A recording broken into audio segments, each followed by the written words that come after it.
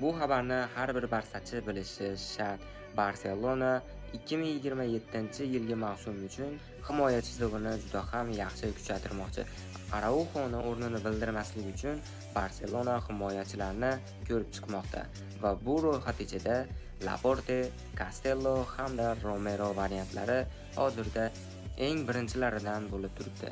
Barselonaga menimcha eng yaxshi variant sifatida Laporteni sotib olishini tarafdorimiz, chunki Laporte Ispaniyada juda ham yaxshi o'yinlar ko'rsatdi. Romeroni Ispaniya nashrlari umuman Barselonaga tushmasligini aytib o'tishdi. Haqiqatan ham Romero Barselonaga tushmaydi, chunki u qizil kartochkaga moyil futbolchi. U Barselonada ochilib ketish ehtimoli juda ham past. U Araujoning o'rnini to'ldirmaydi, u egallaydi.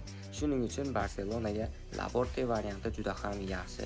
Laporte Inigo Martinezga o'xshab omadli transfer bo'lishi ham mumkin.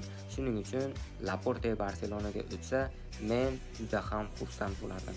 Siz qaysi futbolchi Barselonaga o'tishini xohlar edingiz? Fikringizni kommentariyaga yozib qoldiring va menga obuna bo'ling.